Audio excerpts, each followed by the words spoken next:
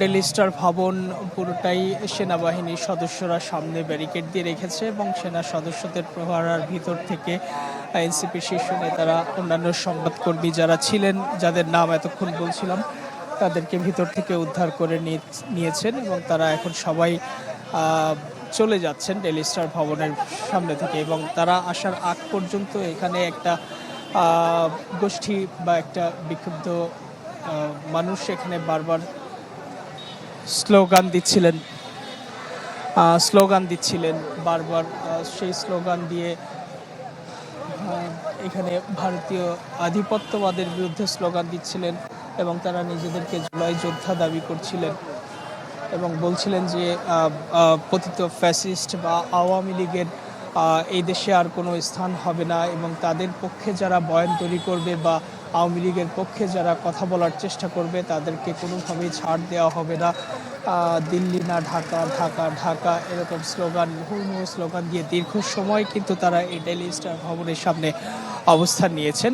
তবে আমরা দেখলাম যে যতক্ষণ ধরে তারা এই স্লোগান দিচ্ছিলেন এবং স্লোগান দিয়ে এই কার্যালয়টাকে এক ধরনের অবরুদ্ধ করে রাখা হয়েছিল এবং ফায়ার সার্ভিস থেকে শুরু করে আইনশৃঙ্খলা রক্ষাকারী বাহিনীর সদস্যদের এই পরিস্থিতির নিয়ন্ত্রণে আনতে যথেষ্ট বেগ পেতে হয়েছে, এরকম চিত্র আমরা দেখেছি। এবং ভিতরে ডেইলি স্টার ভবনের ভিতরে যে সকল সংবাদকর্মী আটকা পড়েছিলেন ধোঁয়ায় আচ্ছন্ন হয়ে গিয়েছেন। তো সেই পরবর্তীতে ফায়ার সার্ভিসের কর্মীরা একটি উঁচু বা ক্রেন দিয়ে সেই সকল সংবাদকর্মীদের ভিতর থেকে উদ্ধার করেছে। অনেকেই আটকা পড়েছিলেন এর বাইরেও। এই মুহূর্তে যাদেরকে নিয়ে যাওয়া হলো তারাও আটকা পড়েছিলেন, তাদেরকে এখান থেকে নিয়ে যাওয়া হলো। এবং কিছুক্ষণ অর্থাৎ ঘণ্টাখানেক আগে যখন এনসিপির কর্মীরা বা শীর্ষ নেতারা এখানে আসলেন, এই যে এখন যারা আন্দোলন করছে এই গোষ্ঠীটা কিন্তু নিশ্চুপ হয়েছিল এবং যারা দীর্ঘ সময় ধরে ডেইলি স্টারের বিরুদ্ধে স্লোগান দিচ্ছিলেন,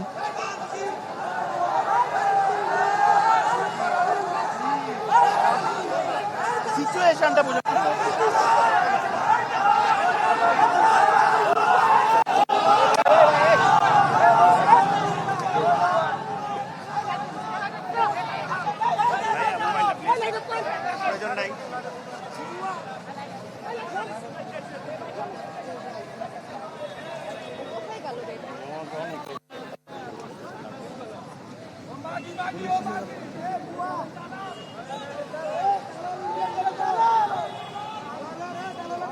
আমরা দেখতে পাচ্ছি সামনে ডেইলি স্টারের সামনে আবারও বেশ কিছু মানুষজন জড়ো হয়েছে এবং তারা আবারও ক্ষুব্ধ স্লোগান দেওয়ার চেষ্টা করছেন। কোনো কারণে তারা উত্তেজিত আমরা দেখতে পাচ্ছি।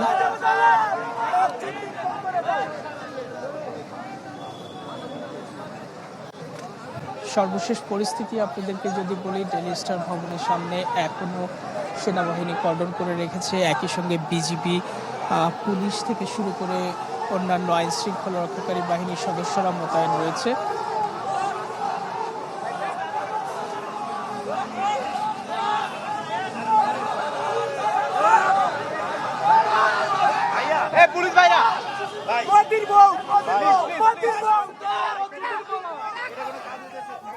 দর্শক, আমরা দেখতে পাচ্ছি কারণ বাজারে কিছু বিক্ষুব্ধ জনতাকে, সেখানে কিছু বিশৃঙ্খলা হচ্ছে, বিক্ষুব্ধ হয়ে বিক্ষোভ মিছিল করছে সবাই।